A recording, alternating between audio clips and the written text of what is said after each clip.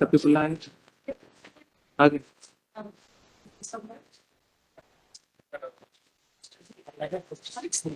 हाँ, बहस अपना जो है शार्ट में जितना जरूरी है उतना बताइएगा, लेकिन कहानी नहीं बताना है पूरा अपने। अच्छा, जितना जरूरी है वो आपका ही है, आपको हाँ। वो अधिकार है, लेकिन बहस तक ही रहना चाहिए। मैं और हमारी बात पहले सुन लीजिए आप। जी बहस तक रहेगा तो सुनेंगे, जी और जो लगेगा कि आप फालतू की बात करने लगेंगे, पर्सनल कमेंट करने लगेंगे, तो फिर आपको हम बाहर कर देंगे। इस केस से हमारी बात रिलेटेड सुन लीजिए पहले आप। जी बहस तक करिएगा, वकील जी साहब के ऊपर चाहे किसी के ऊपर कोई पर्सनल वो नहीं करिए, अपना बहस करिए, आपकी बहस जो जितना होगा उतना हम सुनेंगे। जी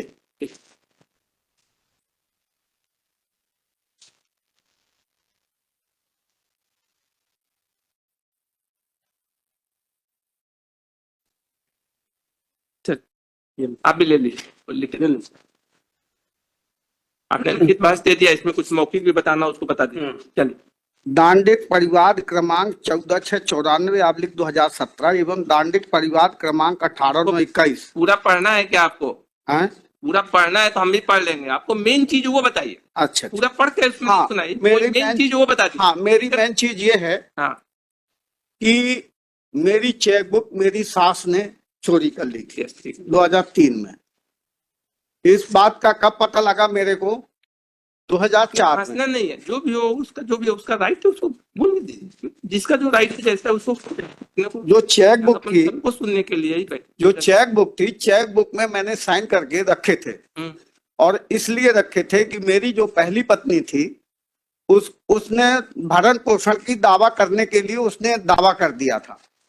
तो एपी पांडे एडवोकेट कटनी, उन्होंने, मेरी सास ने एपी पांडे एडवोकेट के पास ले गई थी, और वो सलाहकार गोई थे, और उनको सारी बात मैंने बताया कि हमारी शादी हो चुकी थी, मेरी 5-6 साल की एक लड़की है, और लड़की जो है, लड़की को छोड़ करके वो मायके में 1 साल से रह रही है, और जब मैं लेके लड़की को गया तो लेके आने के लिए तैयार नहीं, और अब जब न लड़की को रखने के लिए तैयार, ऐसी स्थिति में जब दूसरी शादी करने की बात करनी पड़ी, तो लक्ष्मीबाई और दिनेश पटेल, लड़की के पिता, भारती के पिता, वो एडवोकेट एपी पांडे के घर ले गए थे। Radhika hotel bus stand Katni में उनका घर है। तो वहां ले गए, तो उन्होंने कहा कि भाई तेरी पहली पत्नी भरण पोषण के लिए दावा करेगी, और पहली पत्नी को उन्होंने फोन करके भी बताया कि ये दूसरी शादी करने जा रहा है।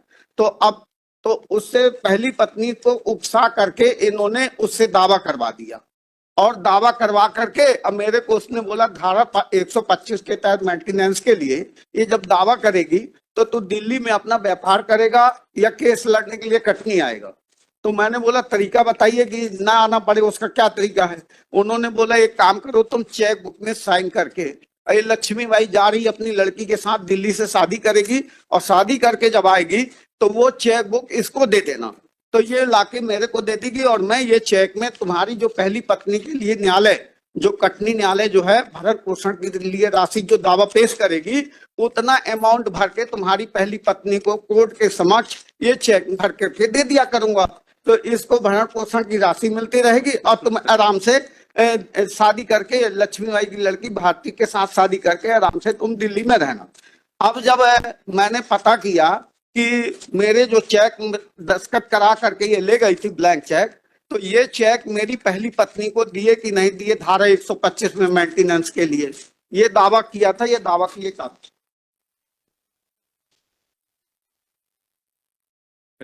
और बता।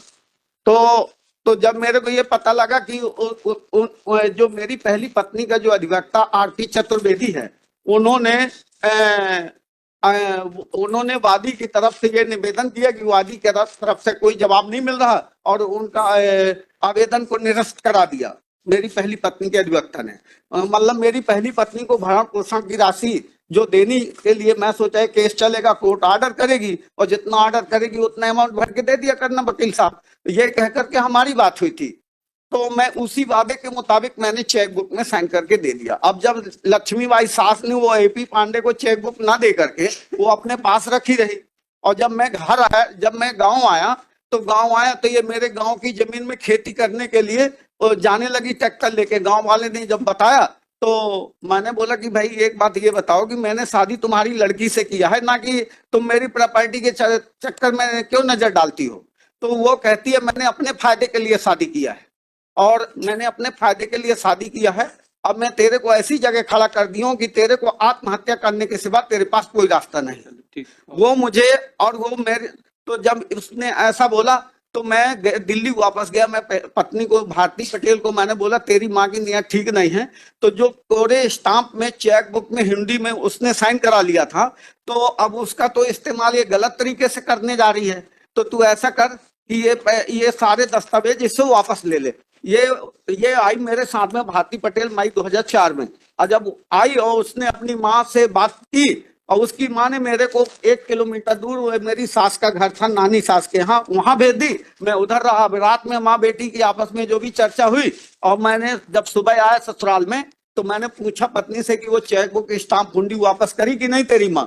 तो तेरी माँ की नीयत ठीक नहीं है। तो कहती है मेरी माँ नहीं दे रही है, और ऊपर से वो सास कहती है कि ना मैं लड़की को भेजूंगी और ना मैं ये दस्तावेज वापस करूंगी।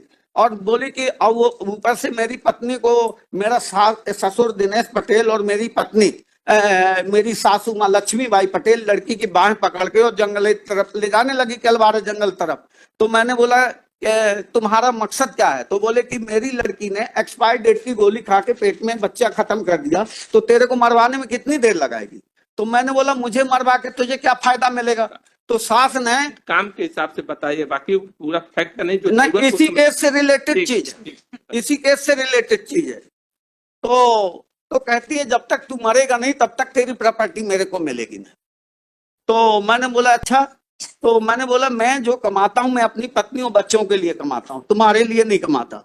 और कहती है मैं तेरे को ऐसी जगह खड़ा कर दिया हूं कि तेरे को फांसी लगा के आत्महत्या करने के सिवा कोई रास्ता नहीं। बोले पहली औरत के रहते हुए तूने दूसरी शादी किया है, तो धारा 494 के तहत मैं तेरे को 7 साल के लिए अंदर करा दूंगा। और बोले जैसे तू जेल के अंदर गया, तेरा बाप 80 साल का 75 साल का है, तेरे बाप को मैं छुरा भोग दूंगा। तेरे बाप का जब मर्डर हो जाएगा और तू 7 साल जेल में रहेगा, तब तक मैं तेरी प्रॉपर्टी जो है, तेरी प्रॉपर्टी दूसरे को बेच दूंगी।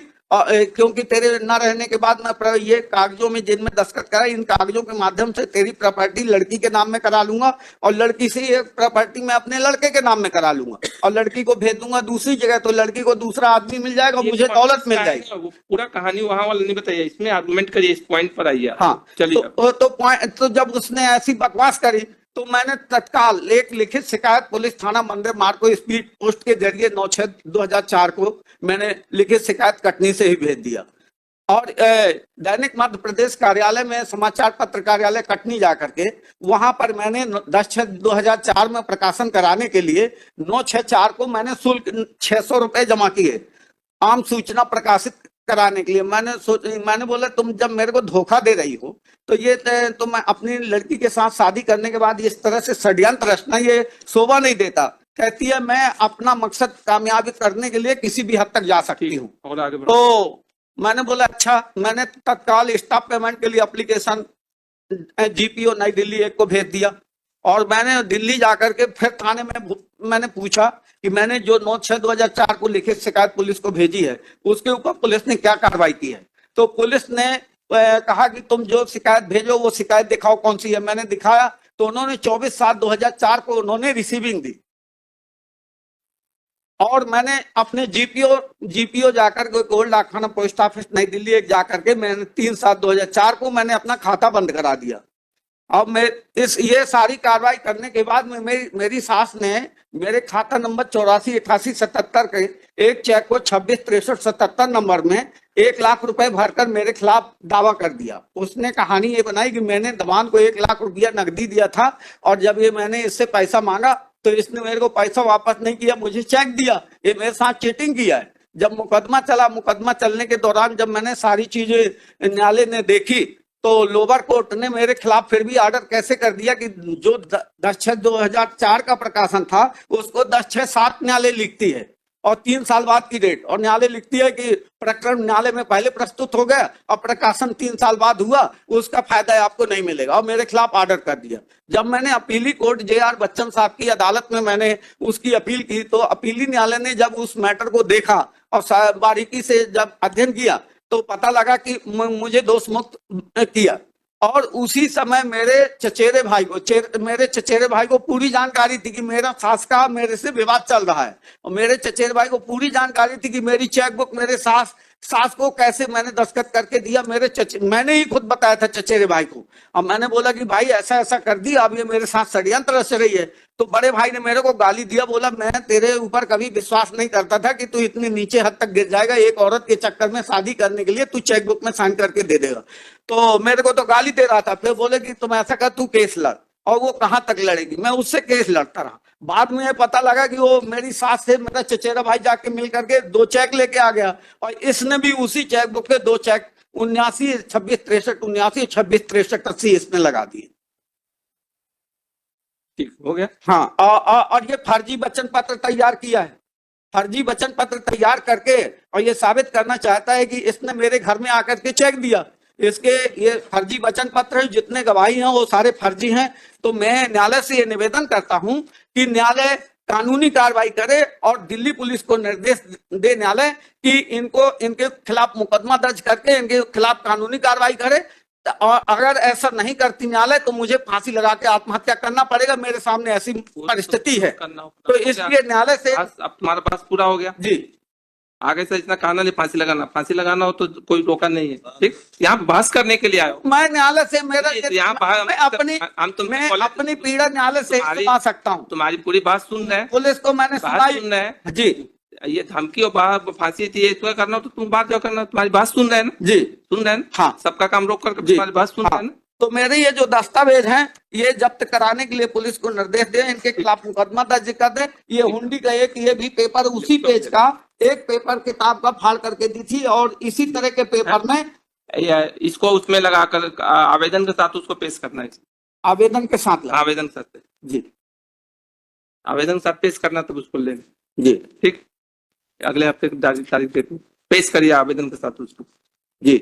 उसके बाद तब उसके साथ ले लेंगे तो उस दिन और वो जो प्रतिकर राशि की रसीद न्यायालय को जो नहीं मिली थी, वो प्रतिकर राशि की रसीद पे पेश कर दिया, उसमें है। अब हाँ, वो रसीद जो है मेरे अधिवक्ता ने अपने फाइल में स्टेपलर करके रखी थी। ठीक, उसकी फोटोकॉपी मैंने न्यायालय के समक्ष पेश कर दी है। उसके साथ इसी को दे दीजिएगा। हाँ, जब उसको पेश करिए तो उसके साथ इसको उसी समय दे दीजिएगा। अच्छा, उसी समय। हाँ, इसको भी चाहे उसी के साथ लगा दीजिए। जी जी जी, ठीक जी, चले आगे बढ़िए। अगर मैं कल पेश कर दूं और कल सुनवाई कर लिया जाए तो? कल आप पेश करिएगा तो उनको काफी देना पड़ेगा, तो उनको हम तत्काल काफी दे देंगे। एडजस्टमेंट है हमारा सर, कल का एडजस्टमेंट है मेरा। तो पेश करिए, परसों के लिए कर दिया। कोर्ट बंद रहेगा, आपकी सुविधा से ही तारीख देंगे। हम कल सुबह फाइलिंग कर देते हैं और कल हम इनको एक कॉपी देते हैं। कल आपको उसको जब फाइल करिए उसके बाद देखते हैं तारीख देंगे। चलिए आप जी, अब दूसरा काम करने I humble request to my lord हाँ। concerning. हैं? I make a request concerning आप नेक्स्ट वीक में लगा दीजिए, वो भले पेश करते हैं, कल पेश कर दीजिए। item number